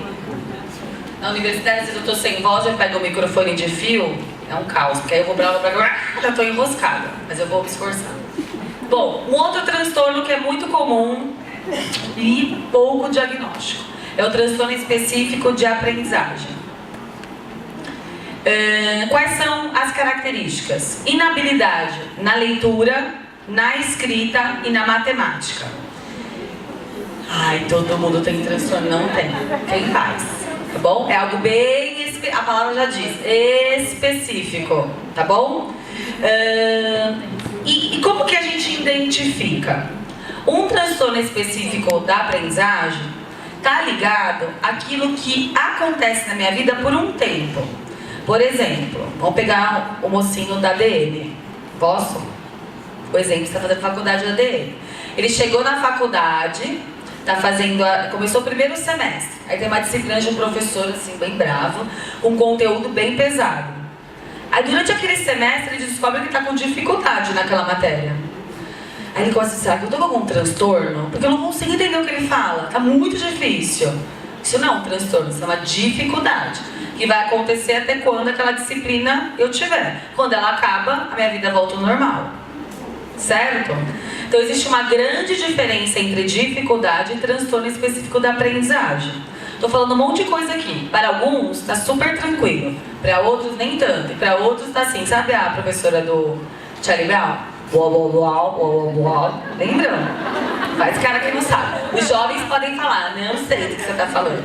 Eles adoram fazer isso comigo, viu? Não sei o que você está falando. Então, eu sei, não tem problema. Existe uma dificuldade em entender o assunto. Você não tem transtorno nenhum, tá bom? A incidência, 5 a 15% das crianças na idade escolar e 4% em adultos. Ana, por que o número diminui? Porque a gente cria estratégias para lidar com o transtorno e essas dificuldades, essas características acentuadas, elas diminuem. E aí eu acabo não entrando mais no transtorno. E transtorno que é diferente de dificuldade, que eu já falei para vocês. Então, dificuldade inclui todos os casos. Vocês fizeram cara na matemática, né? Ai, eu odeio matemática. É uma dificuldade. Em várias coisas na matemática? Em várias, não tem problema. Mas é dentro daquilo em específico por um período. Agora, Ana, se você falar pra mim 2.538, eu não sei qual o número que vem depois. Aí a gente precisa conversar. Porque não é esperado na fase adulta não ter compreensão do valor posicional do número. Te dou um cálculo simples. 24 dividido por 4. Eu tenho dificuldade. Então a gente precisa conversar. Entenderam? É algo bem acentuado, não é algo tão... Ana, eu nunca entendi trigonometria na minha vida. Eu também não. E aí, a gente tem transtorno? Não. É algo que a gente não viu o significado, aprendeu para tirar nota e para passar de ano, infelizmente. Transtorno específico da aprendizagem, então, são casos específicos, não é qualquer caso. E a gente precisa excluir aquilo que é dificuldade. Depois que a gente exclui todos os aspectos, então é transtorno. Certo? Então, crianças que vocês recebem no ministério, que tá com, já tem crianças que vêm sempre, estão muitos anos com a gente acaba conhece a família. E é uma igreja que não tem um número tão grande, né, Dre? É razoável. Mas a gente que frequenta, a gente acaba conhecendo muita gente. A gente sabe como a família funciona, se é uma família que estimula, se é uma família que não tem modelos em casa, que não conversa direito com a criança. Tudo isso interfere no desenvolvimento. Então a gente exclui essas características para pensar no transtorno. Certo? Aqui eu trouxe alguns critérios que aí é para ajudar a gente a pensar, para excluir as dificuldades e tentar chegar no transtorno, que vale para quem atua em sala de aula também. Então, primeiro eu vou me preocupar se a forma que eu estou trabalhando com a criança, a forma que eu estou lidando com ela, está sendo adequado. Se eu estou tendo um tom de voz adequado, porque se eu vou lá contar a história para a criança, aí começa assim: era uma vez um menino que... Agora, se é a pessoa que vai contar a história, ou usa um material, ou ela vai vestir, a gente gosta de se caracterizar, põe peruca, um chapéu diferente, e começa. Era uma vez um menino que andava pela floresta, quando ele olhou para trás, vocês não sabem o que aconteceu. Não olha, você não sabe o que aconteceu. É diferente, não é? Professora, mas eu não sei fazer teatro, eu não sei, isso me dá vergonha, isso fica um pouco ridículo, né? Fica nada. É tão gostoso ver aqueles olhinhos brilhando e assim pra você, tentando chegar tão próximo daquilo que você está propondo. Então essas relações com as crianças, elas precisam ter mais significado e elas serem com mais emoção. Existe uma frase, estamos se falando aí muito, mas tem motivo que cérebro aprende quando se emociona. E a aprendizagem, obviamente a gente fala, né? A aprendizagem vem do coração, a gente tem muito amor pela profissão, mas calma, tudo acontece aqui, tá? Não é coração que aprende, é cérebro que processa a aprendizagem. Então, cérebro que se emociona, cérebro que tem empatia, cérebro que consegue entender o que você está propondo, ele se desenvolve, ele aprende. E cérebro é preguiçoso, cérebro guarda energia. Então, se a gente não se esforça, se não tem motivação, cérebro não aprende. Então, se eu trabalho com as minhas crianças, é desmotivador, é com soninho, é bem calminho. Aí, Sandra, eu não quero ajudar as crianças, porque elas ficam meio maluquinhas, eu não dou conta. Mas calma aí, então as estratégias não estão corretas. Então, eu posso deixar a criança motivada, só que a motivação vem do professor. Se a gente não está motivada, esquece. Eu chego muitas vezes na universidade destruída. Mas meus alunos aqui podem falar. Eu demonstro que eu estou destruída? Demonstro? Ah, tá. Tô brincando. Mas assim, eu não posso chegar arrastada, né? Encostar na mesa e falar, gente, é o seguinte, tá difícil pra mim hoje, vou passando os slides e eu vou falando, tá? Qualquer coisa eles perguntam. Não dá. Né? O meu papel, eu tenho uma função. E vocês, como voluntários, é algo muito especial que vocês fazem. Eu entendo que é algo já motivador ser voluntário, mas ele precisa ser um motivador ao cubo, porque as crianças precisam da gente, certo? Vamos continuar. Então, eu já falei dos 6 meses, vamos pular essa parte, porque eu sou empolgada, né? Eu montei tudo, tinham dado 100 slides. Para de ser louca, não vai dar tempo. Vamos diminuindo. 80, 70, acho que tem 66. Mas eu tô pulando, tá, Adri? Não fica nervosa. Esse é pra curiosidade de vocês. Deixa eu ver a hora. Meu Deus. Tá. Só pra vocês terem conhecimento. Já ouviram falar em dislexia? Sim. A dislexia é um transtorno específico da aprendizagem super comum. E é muito triste quando o adulto descobre tardiamente. Que ele vai passar por N situações muito delicadas, principalmente de desmotivação. Eu tenho um amigo que é juiz e ele é disléxico e descobriu na fase adulta. E para ele foi muito difícil todo o processo escolar. Que todo mundo virava para ele e falava, você não sabe, você não consegue, você escreve mal, você não sabe ler. Porque ele é um distúrbio, é um transtorno da leitura e não da escrita. A consequência na escrita de escrever mal. E aí ele lutou para poder entender o que ele tinha. Com 22 anos ele descobriu já na universidade, fazendo direito, quase desistindo. E aí quando ele descobre, ele procura as terapias corretas, encontra ferramentas adequadas e hoje é um juiz renomado. Então nenhum transtorno a gente vai ficar fadado ao fracasso se a gente não buscar ajuda. Agora se a gente se fechar no nosso mundinho, esquece. Certo? Então, a dislexia é o prejuízo na acurácia da leitura, na leitura e na velocidade. A acurácia está muito ligada à interpretação. Sabe aquela pessoa que lê e termina? Não entendi nada. Vou ler de novo. Lê. Entendi um pouquinho só, de novo. Lê, desisti, não entendi nada, vou, né? Esquece. Vou mudar de livro, que isso não tem jeito. Então, a dislexia ela traz dificuldades também na interpretação. E também na velocidade da leitura, que está ligada à fluência. Então, se eu pedir para um disléxico agora ler, ele vai ler assim, ó. E eu vou ler aquele quadrinho, tá bom? Com compreensão, acurácia, prejuízo, velocidade e comprometimento de leitura. Ele não tem segmentação na leitura, que tem que ir de uma linha para outra. Ele vai lendo, pulando de linhas. Como que o cara vai entender o que está lendo? Impossível. Certo? Mas existem estratégias para a gente auxiliar a pessoa nesse desenvolvimento dessas inabilidades. Muito importante a gente identificar na infância, para que isso possa ser sanado de alguma forma, certo? Aí nós temos as classificações, né? Prejuízo na ortografia, prejuízo na gramática, e prejuízo na pontuação, clareza e organização. Então, se as criancinhas de vocês, em algum momento, deram alguma coisa para elas escreverem, vocês não compreenderam nada, respira, que pode ser alguma coisa que ela não consiga se expressar. Qual é a melhor forma? Pede para ela contar o que ela escreveu. Muitos disléxicos fazem as suas provas de uma forma oral, ou com escriba, alguém escrevendo para ela. Então a gente tem que prestar atenção, que a gente expõe a criança, você fez de qualquer jeito, escreve de novo. Calma, pode ser uma criança que ela tem inabilidade. E aí está forçando a barra. Então, ao invés de fazer o segundo tempo, fala, conta pra mim o que você escreveu. Ela vai contar. Tudo bem. Segue a vida. Só trouxe uma imagem para você, para desmistificar essa história, porque eu ia passar o vídeo do professor Rodê para falar do TDAH e essa imagem para justificar que o transtorno específico da aprendizagem existe. Foi um teste feito através de neuroimagens com o cérebro de uma pessoa disléxica. Então, a primeira imagem em cima é um cérebro normal, sendo acionado por uma leitura. E o de baixo é um cérebro com dislexia. E ali estão as marcas de áreas que não foram acionadas no cérebro disléxico. Então, esse cérebro disléxico, ele tem áreas do cérebro que não estão funcionando adequadamente. Nossa, coitadinho, vai ficar assim para sempre? Não, nosso cérebro é plástico. Já viram falar em plasticidade cerebral? A gente pode modificar aquela área do cérebro que não está tendo um funcionamento adequado e mandar para uma outra área, ou através de estímulos também. Então tudo tem um jeito.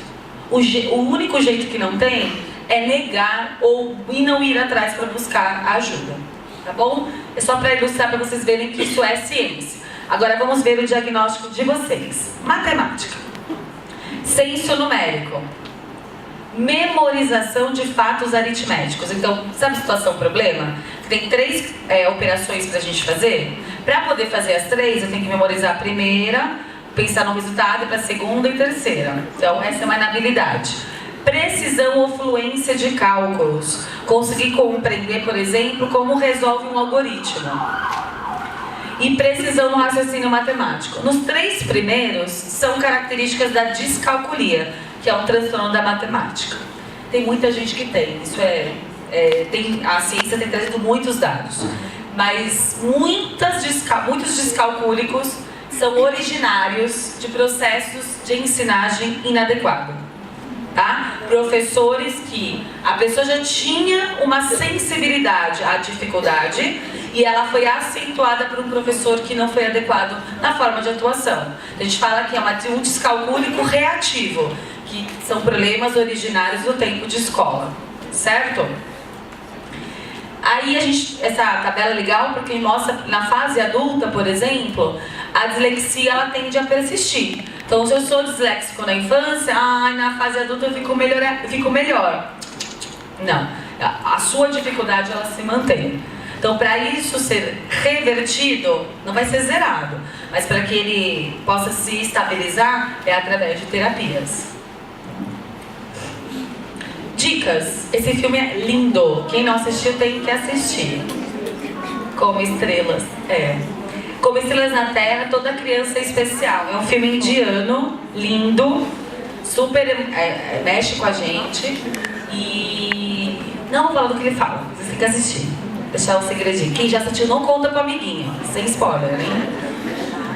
Essa é a Associação Brasileira de Dislexia, ABD. Ela oferece vários cursos e material também disponível na internet, dislexia.org.br. E esse que é o Instituto ABCD. Também oferece um monte de material, tanto para dislexia como transtornos específicos da aprendizagem. Vocês podem encontrar materiais prontos para trabalhar com as crianças numa atividade, uma leitura de história diferente, usando estratégias para disléxicos. Porque disléxico precisa de informações menores. Às vezes a gente fala, eu me coloco muito, eu gosto de florir, e para eles precisam de informações mais curtas.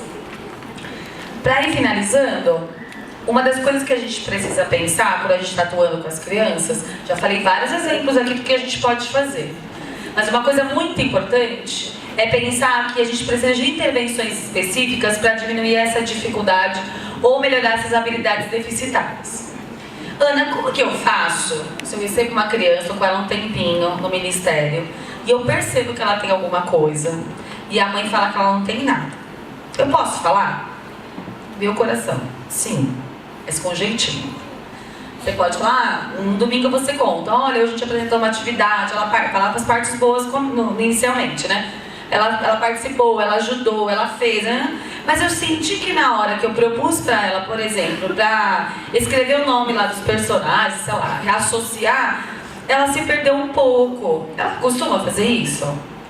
Ah, ela é distraída. Ah, tá. Vamos observar? Próximo domingo. É assim, conta gotas. Aí você conta mais um fato. Mas sempre com um fato bom inicialmente e sem trazer diagnóstico, até porque a gente não pode. Lá eu tenho certeza que tem transtorno específico da aprendizagem, porque veio uma professora maluquinha no encontro que a gente fez e ela contou que assim. Eu mato vocês, tá bom? Vocês vão só mencionar uma hipótese sem trazer diagnóstico. E a gente faz isso na escola, porque possivelmente ela já está ouvindo da escola. Aí se no ministério ela também ouve o espaço de criança, é um reforço. Isso vai ajudando essa mãe que de repente não aceita, ou o pai, a trazer uma ajuda para o filho. E nós somos também responsáveis por elas. Podemos fazer isso também, mas com um jeitinho. E qual é a forma de resolver isso? Buscar ajuda. Eu sei que tem muitas famílias que não têm condições. O processo ideal é a avaliação neuropsicológica. Ela é uma avaliação que não é barata. Ela é em torno de 1.500, depende do médico, vai cobrar 3, 4, 5 mil. Por que é caro? O 3, 4, 5 mil não justifica. Perdão se tem uma neuropsicóloga que cobre isso, tá bom? Mas vou dizer a minha opinião. São baterias de testes. Cada teste que é feito é uma folhinha, certo? O neuropsicólogo não pode copiar aquelas folhas, ele compra. E cada folhinha daquela tem um custo de 50, 100 reais, 120. E ele aplica N testes. Então ele tem um custo alto. E tem o trabalho dele de avaliar os testes, montar o diagnóstico e entregar para o paciente, para os pais. Então a gente entende que tem um custo. Mas calma, 5 mil reais para avaliação neuropsicológica já excede um pouquinho. Mas ok, né? Tem pessoas que cobram, pessoas que pagam, segue a vida. Então o ideal seria a avaliação neuropsicológica. Ana é uma pessoa que não pode pagar. Nós temos na comunidade alguns serviços gratuitos, que pode ser pelo SUS, só que está uma demanda gigantesca, ou a própria Universidade Mackenzie. Ela oferece alguns laboratórios de ajudar a comunidade, que ela faz as avaliações. Então temos o laboratório que eu atuo, TDAH, tem um laboratório de autismo e tem um laboratório de transtornos específicos da aprendizagem. Claro que é uma lista de espera, né? Não é marcou, já faz, dificilmente, mas é possível, tem um norte. E eu indico lá porque eu tô lá, eu sei que funciona. E é feito por médicos renomados que atuam na universidade. Nós estamos lá para apoiar e ajudar, né, nesse trabalho. A gente vai ter agora, não no próximo final de semana, no outro, um mutirão para TDAH. Então a gente vai lá, ajuda na aplicação dos testes, no fechamento, e os médicos junto com a gente. Então a gente pode auxiliar. Tem norte, tem aonde ir. Só não pode ficar de braço cruzado ignorando. Ai, não vou falar que essa mãe é brava. Eu entendo, eu também tenho medo de mãe brava. Mas a gente pode ir mencionando aos pouquinhos, conta-gotas. Fazendo a nossa parte, sabe? Aquilo que deixa o nosso coração em paz. Eu fiz o que eu pude. Agora, ir pra casa, vai pro culto, ora, pede pra Jesus sabedoria e não usa, aí não dá. Não combina. Acomodações, né? São adaptações ao meio ambiente e às necessidades do indivíduo. Quando a gente recebe deficiente físico, a gente precisa se preocupar com o ambiente adequado para ele. Quando a gente recebe alguém com transtorno, ele também precisa de um ambiente adequado para ele. Só que a gente vai se adequar quando essa mãe contar pra gente que a criança tem. Se a gente não sabe o que ela tem, a gente vai seguir o nosso trabalho, fazer da forma que a gente faz, mas verificando que há uma dificuldade, a gente vai sempre tentar adequar. Por exemplo, eu posso, uma criança que tem dificuldade para escrever, posso colocar com a outra que não tem dificuldade e ser um apoio para ela. Mas não fazer por ela, mas ser um apoio. Mas prestar atenção a esses detalhes, que às vezes na loucura da gente, a gente não presta. O que a gente pode fazer para ajudar, então, nessa nossa forma de atuação? Adequar algumas coisas. O tempo, o desenvolvimento das tarefas, o contexto, as respostas e a apresentação de conteúdos. Tempo. Tem criança que quando você se propõe atividade, ela não consegue terminar? Sim, várias. Então, o que a gente pode propor? Ou já conhecendo a criança, né? Quando a gente não conhece, não deu certo, a próxima vez tenta fazer diferente. É propor um tempo maior, para que ela possa ter a sensação que ela consegue fazer. que ela pode terminar, que ela pode executar aquilo que você pediu. Porque é muito triste a criança, toda vez que ela vem domingo, ela faz atividade, ela vai embora para casa com ela não terminada. E a mãe fala, você não terminou de fazer, o que aconteceu? Não sei. Aí outro dia, não terminou de novo? Não consegui montar o bonequinho, não deu tempo. Ah, mas todo mundo saiu com o negócio lá girando, você não fez? Eu não consegui terminar. Então, esses detalhes a gente precisa prestar atenção. Bom, aí esse aqui do intervalo é interessante porque às vezes a gente pensa numa atividade muito bacana, mas ela está muito cansativa e as crianças se desmotivam. Então a gente precisa dar umas intercaladas. De repente fez, trabalhou bastante, para agora, vamos cantar um louvor, vamos sentar, vamos fazer uma respiração.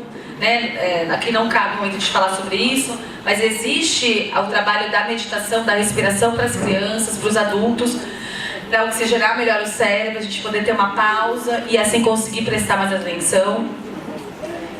Desenvolvimento das atividades. Oferecer algum tipo de organizador durante o trabalho de vocês. Crianças que têm muita ansiedade, que fica assim, tia, mas o que a gente vai fazer depois? Tia, mas depois do lanche vai ter o quê? Mas depois do lanche, depois do louvor, vai ter o quê? E fica sempre, a ansiedade. Então é legal apresentar para as crianças, antes de começar qualquer atividade, se puder ser visível, é melhor do que só falando. Porque quem tem dificuldade de atenção não vai lembrar o que você falou. Então tem um papel bem simples, não precisa ser nada alta produção. Você vai escrevendo junto com eles e contando, hoje nós vamos fazer isso, depois disso vai acontecer isso. Uma rotina, igual escola que a gente faz. E deixa ali visualizando. As coisas vão acontecendo, você vai marcando. Já acabou, agora nós vamos para essa. Acabou, nós vamos para essa. Em alguns casos, se vocês tiverem autista, precisa descrever um pouquinho do que vai acontecer em cada coisa.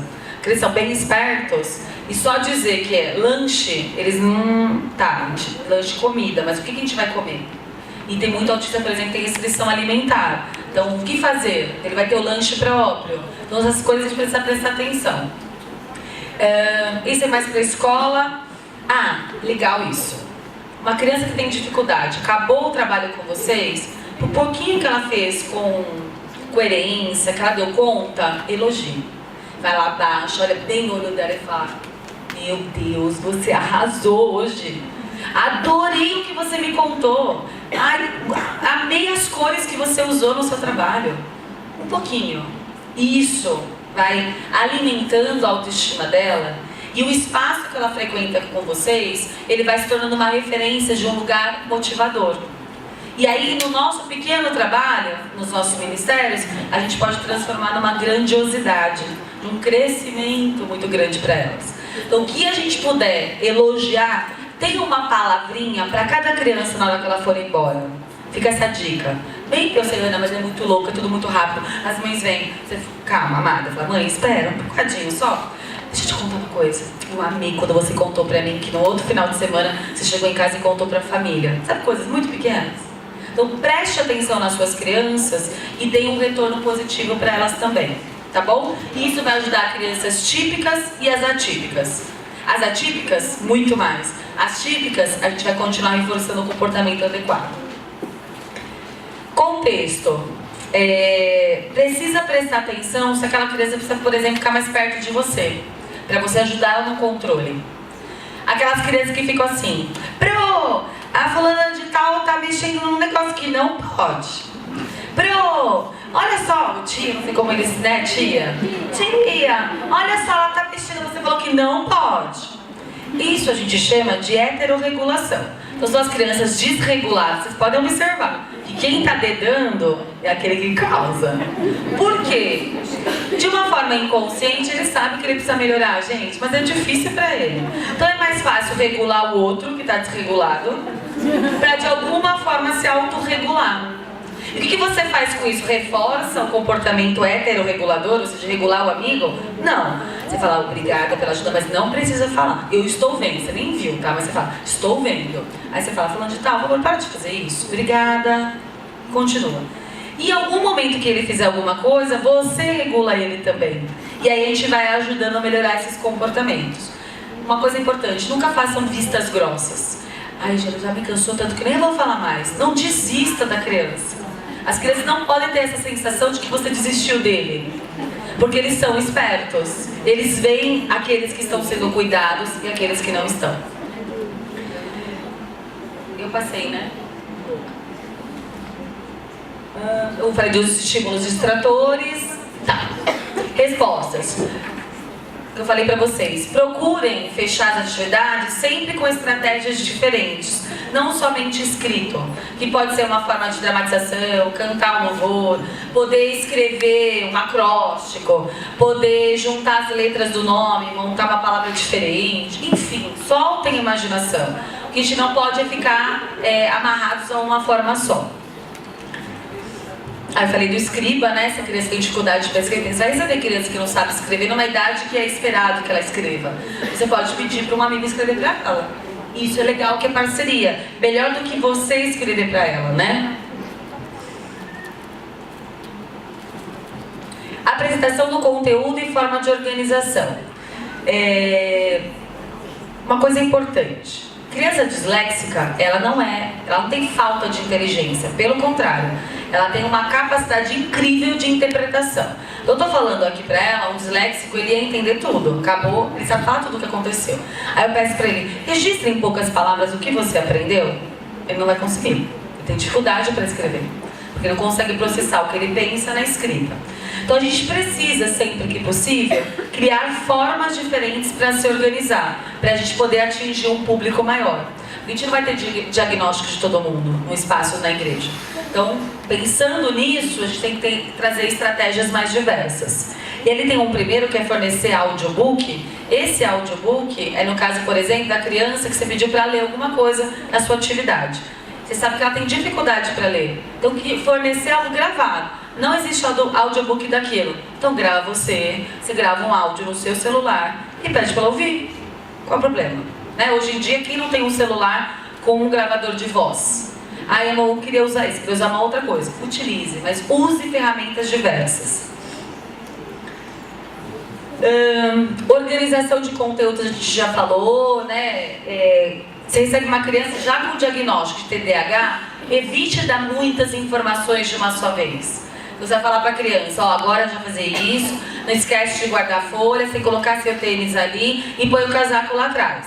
Ela só vai lembrar do casaco lá atrás. Tudo que você falou vai ficar passar desapercebido, tá? Então, sempre que a gente for trabalhar com criança que a gente não sabe exatamente o nosso nicho de atuação, a gente precisa abrir um pouquinho mais as nossas intenções. O ensino multissensorial é algo mais específico, principalmente para crianças com autismo. Mas é numa outra oportunidade que esse assunto ele é bem extenso. Aí eu trago mais suporte, ideias, para vocês poderem atuar com as crianças com esse assunto em específico. Aqui eu viajei, tá? Aqui. Eu queria muito ensinar tudo para vocês, né? Isso é gostoso, do que a gente aprende poder dividir. Trago para vocês essa indicação de leitura, saúde mental na escola. É um material bem bacana, que vai trazer informação, né? Trazer conceitos e dicas de como a gente trabalhar em casa e na escola com essas questões de alguns transtornos. É até bacana que ele traz a esquizofrenia, que hoje em dia a gente tem recebido mais crianças, né, com esse diagnóstico. E o que a gente faz com esquizofrênico? Depende do caso, é bem complicado. E ele traz algumas estratégias bem ricas para a gente poder trabalhar com criança. E transtorno alimentar também. Tanto, né, anoréxico, bulímico, tem crianças também com as restrições alimentares, por exemplo, glúten, celíacos. E a gente tem que prestar atenção também nesses aspectos. Materiais disponíveis gratuitamente na internet. Tem essa cartilha de inclusão escolar, baseada em evidências científicas, e é bacana porque ela vai trazer informações pra gente e aspectos que a gente conversou hoje.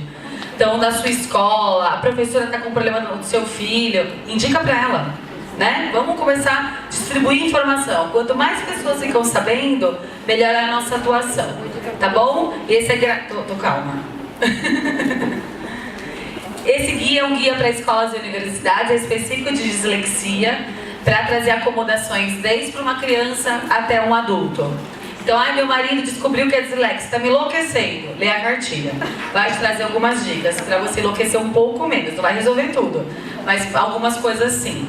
E não é fácil. Eu tenho uma amiga muito próxima que o marido tem TDAH com hiperatividade e impulsividade. Ela teve que aprender a lidar com o marido, porque senão ela não ia continuar casada com ele. Porque é muito difícil. Então, o manejo que ela tem hoje foi aprendendo a ler, a buscar na literatura, a buscar o conhecimento. E esses materiais foram produzidos no Mackenzie pelos professores do programa que eu faço doutorado, que estão disponíveis gratuitamente na internet.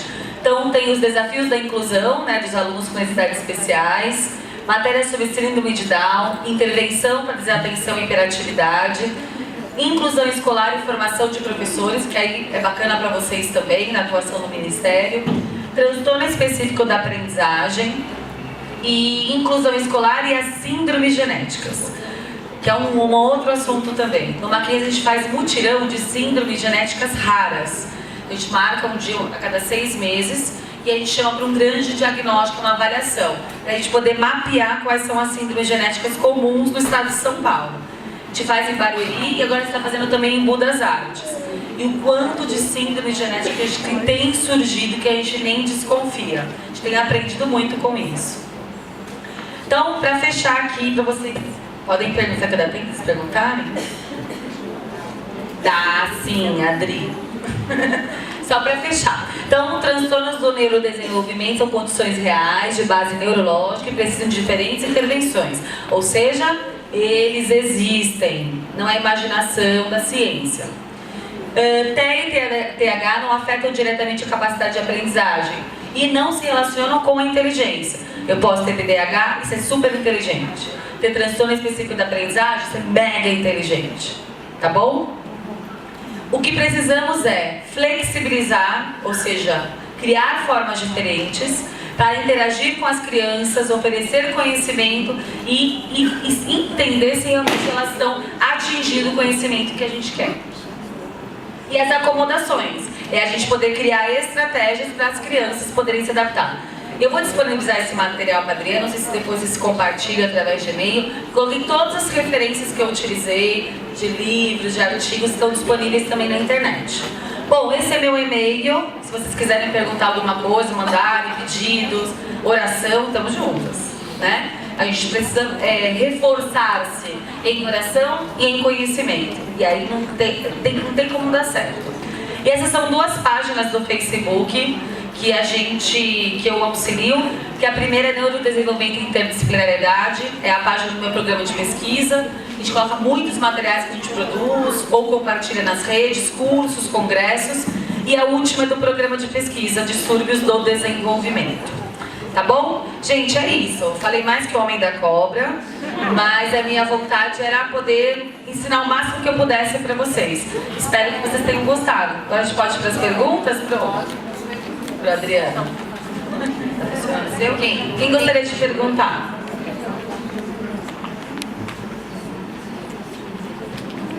Ana, Minha querida. me explica uma coisa, né? O transtorno de déficit de atenção, ele é congênito ou pode ser que a mãe usou droga a gravidez inteira ocasionou isso? Isso é uma pergunta pessoal.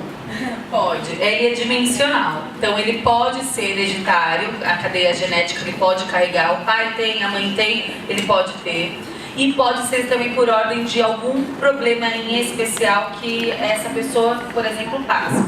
O uso de bebidas alcoólicas, o uso de drogas, na gravidez da mãe que tem um bebê prematuro. Muitos prematuros têm TDAH, mas, por exemplo, a mãe e o pai não têm. Mas a mãe teve uma gravidez, teve um bebê antes do tempo, muitas vezes essa criança pode desenvolver o TDAH. Então, TDAH é origem hereditária. Ele pode ser por origem e por fatores desencadeantes de outras situações. Por isso que ele é muito maior, uma dimensão muito maior do que ser só biológico. Imagina. Só uma pergunta. Ou foi muito bom ou vocês estão atordoados de tanto que eu falei. Eu tenho uma filha que ela tem déficit de aprendizagem. Com posso, ela já tem 20 anos, ela pode ser ajudada, vamos dizer assim, Sempre. hoje? Sempre. Ela tem um diagnóstico de transtorno específico da aprendizagem? Tem? Mas o que ela é disléxica? Ela é disléxica. Certo. Ela foi diagnosticado quando era no ensino fundamental. Mas eu morava em outra cidade, aí não conseguia ajuda. Certo. Não tinha ajuda para ela. Qual o melhor caminho hoje para ela, com ela sendo adulta? Ela pode buscar terapias, existem terapias, principalmente na linha da terapia cognitivo-comportamental, que ela vai atuar direto com o indivíduo em situações de vida dela, até para ver se aspectos emocionais, por todo esse tempo, não estão interferindo na aprendizagem. A partir do momento que isso é organizado, aí ela vai trazer estratégias para a vida dela. Não sei qual a atuação profissional, que ela estuda, enfim. Para dentro daquilo que ela faz, ter estratégias. Então, o primeiro caminho seria procurar uma boa terapia. E essa terapia TCC, Terapia Cognitivo-Comportamental, é a terapia de melhor atuação para um disléxico. E para qualquer transtorno do neurodesenvolvimento também. Tá bom? Imagina. A Adri lá atrás. Acho que eu posso.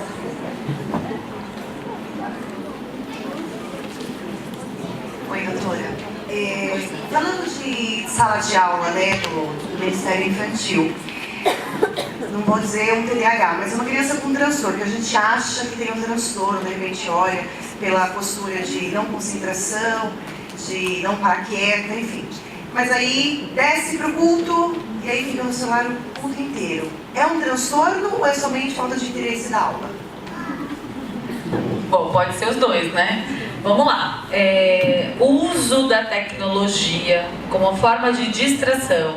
Está saindo um monte de estudo que o uso em demasia, né, em excesso, tira atenção no sentido de perder a atenção. Então, uma criança que vai ter dificuldades em ter foco atencional. Uma outra questão que eles estão trazendo também é desenvolvendo transtornos do comportamento. Criança que fica muito tempo no celular, ela vai ter inabilidade social, baixa tolerância em estar em contato com o grupo. Então, aquela criança que tem dificuldade, né, de receber um não, dificuldade de aceitar que o outro tem uma opinião diferente da dela, que agora é a hora dela esperar. Então, o uso em excesso ocasiona isso. Agora, essa situação de dizer pra você, eu acho que a mente é uma criança mimada, que não está tendo foco de atenção porque ela é apoiada, ela tem reforço da família. Pode ser, ou pode ser que não. De já olhar para que ela está no celular, essa família precisa de orientação, né? Se ela está no culto com a criança, a intenção dela, essa formação, né, de trazer o que ela teve na vida dela, quer trazer para o filho, ela deixa no celular. Então, talvez precisa de um trabalho com essas famílias, de orientação também, né? Pra gente poder ter esse controle. Mas é verdade.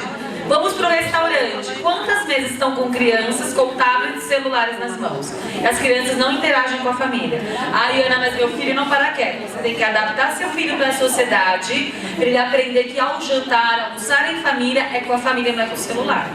Enquanto a gente não tiver essa consciência, desculpa o termo, a gente vai começar a construir monstrinhos. E aí o problema vai surgir, vai para a sala de aula e para a igreja, né? Os ambientes, as comunidades. Tá bom? Boa tarde, meu nome é Liliane, sou da Igreja Cristã da Família de Anália Franco, graça e paz para todos. Doutora, vocês que são formadores de opinião nessa área, hoje eu vejo, minha filha tem 4 anos, ela começou a frequentar a escola desde 1 ano e 8 meses, e ela está no Jardim 1. E eu percebo que desde quando ela adentrou a escola, que tem crianças que têm todos os tipos de transtorno. Os mais assim latentes são o autismo, a síndrome de Asperger, que ela é um grau abaixo do autismo, e pessoas com deficiências físicas mesmo.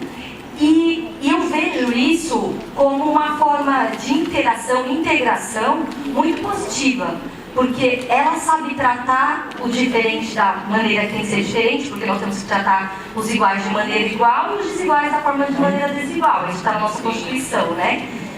Mas eu vejo que isso é muito importante. Existe algum projeto de lei nesse sentido para uma cota de quantas crianças de inclusão, que são chamadas hoje, tem que ter na sala de aula?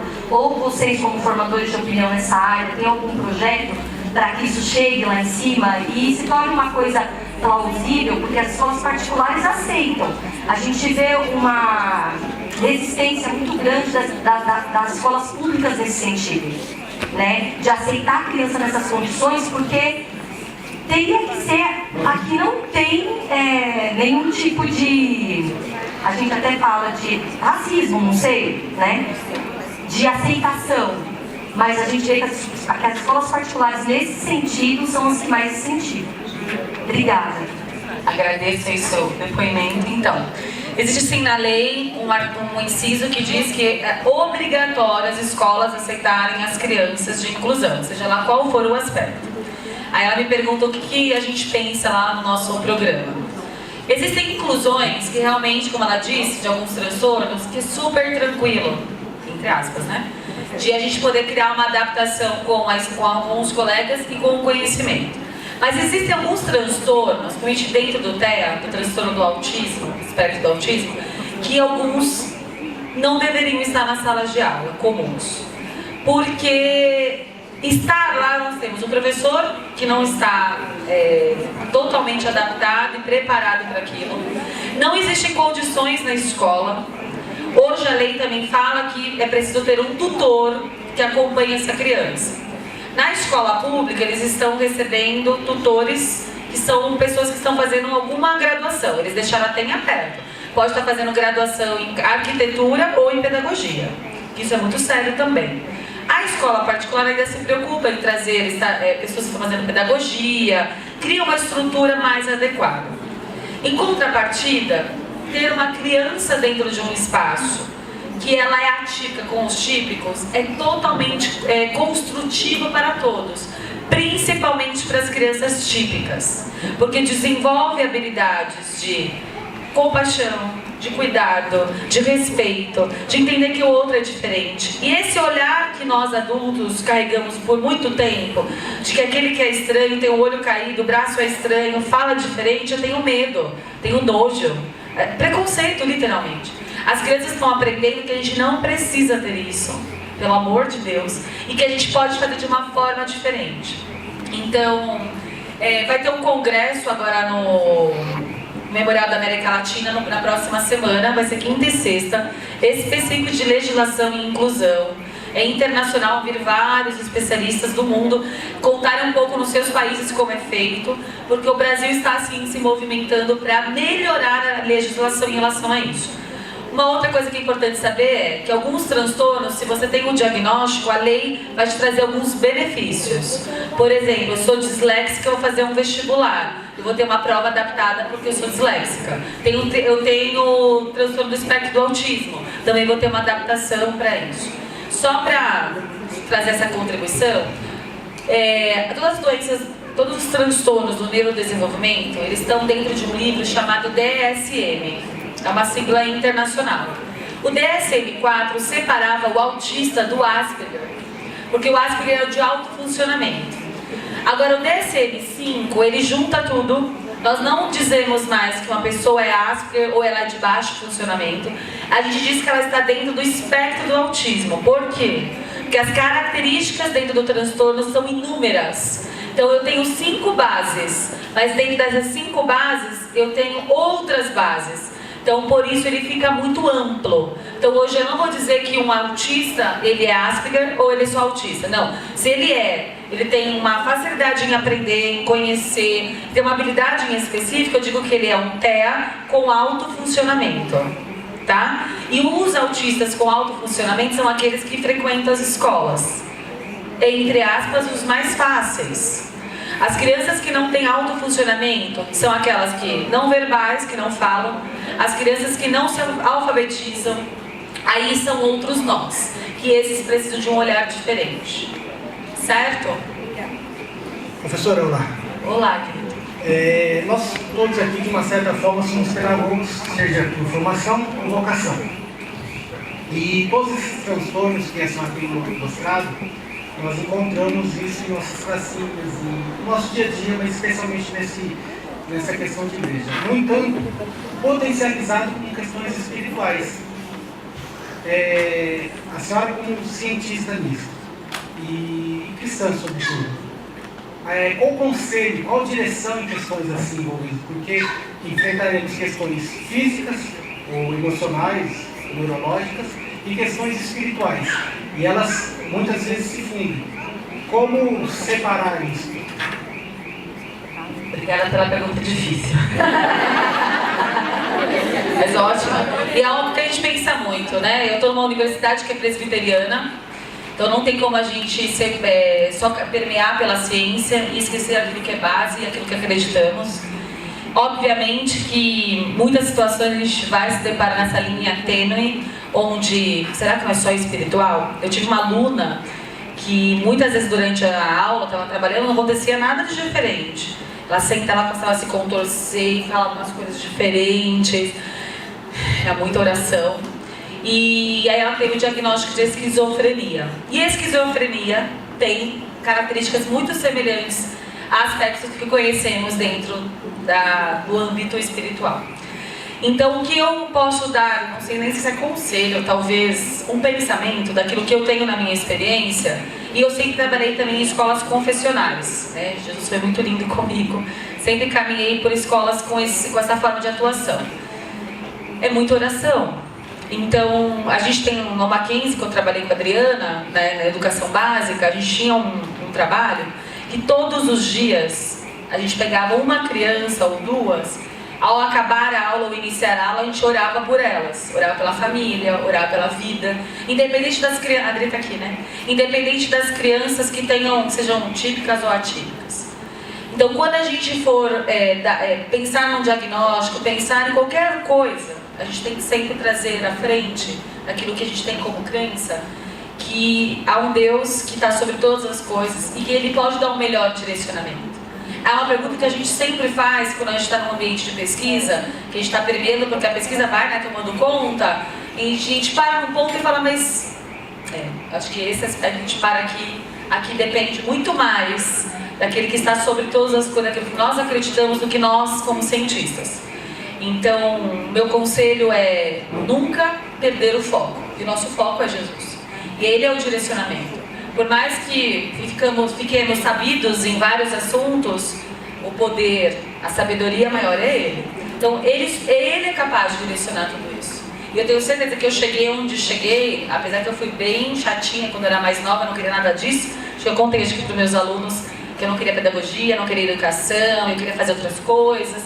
E nada estava certo dos meus planos, obviamente. Então, quando a gente entende que há um plano maior, que esse direcionamento é dele, tudo fica mais fácil. E não é simples, mas com Ele é mais fácil. É o que eu penso, não sei se eu te respondi, mas entendo que é uma inclinação sua e de todos aqueles que são cientistas e são cristãos. Pra gente nunca fugir daquele nosso alicerce maior. Certo? Ana, tem mais uma pergunta, e aí nós vamos encerrar as perguntas. Quem tiver, pode, no final a Ana está aqui para poder ajudar, tá? Oi, Ana, boa tarde. Oi, minha linda. Muito bom, viu? Ana, eu queria saber, no caso de nós somos professores, temos alguns aqui que são líderes de sala, quando recebemos uma criança que tem deficiência mental, nós devemos deixá-la na sala da idade dela, ou a gente deve retroceder, colocar ela numa sala anterior? Se tivermos assim algum caso, eu gostaríamos de saber. Obrigada. Ótima pergunta. A deficiência intelectual, para nós na igreja, o que fica mais fácil é perguntar para a família. Falar, olha, na escola que série que ela está? E aí você segue a mesma ordem. Por quê? Porque se eu entendo que o nível que ela está há 2 anos para trás ou 3, e eu coloco uma turma menor, e na escola comum, a escola básica, ela caminha com a turma da mesma idade, eu posso causar algumas dificuldades que ela não tem, por exemplo. Eu tenho meus modelos que estão da minha mesma idade, na igreja com outros modelos que são menores. Eu, Ana Paula, o deficiente intelectual, por mais que ele esteja com atrasos, falando deficiência intelectual leve, tá? Moderada e severa, aí a gente tem que pensar de uma outra forma, até porque a educação básica, ela não tem condições de trazer essa inclusão efetivamente. Então, a minha dica, a minha ideia, a sugestão é que ela caminhe com a idade dela, para que ela tenha estímulos para que ela continue se desenvolvendo e fique adequada. O que precisa? Que aí vem a parte de nós como educadores. De alguma forma, depende da idade, até fazer algum tipo de comentário com a turma. Olha, vou precisar da ajuda de vocês, todo mundo vai se ajudar aqui. Tem alguns amigos que conseguem mais, outros conseguem menos. Um precisa apoiar o outro. E aí trazer a questão, né, daquilo que nós acreditamos. Nós aprendemos com Jesus que ele precisou auxiliar muitas pessoas. E ele, quem ele era, ele sentou ao chão ao lado de muita gente. E por que nós não podemos fazer isso? Então aqui é o nosso trabalho de um compartilhar com o outro, de um poder ajudar o outro. Então no caso da deficiência intelectual, eu aconselho, no caso leve, tá? Estarem com a mesma idade. Mas inicialmente eu vou perguntar para a família. Que aí vocês ficam em sintonia. Tá bom? É isso? Gente, muito obrigada, viu? Desculpa por qualquer coisa.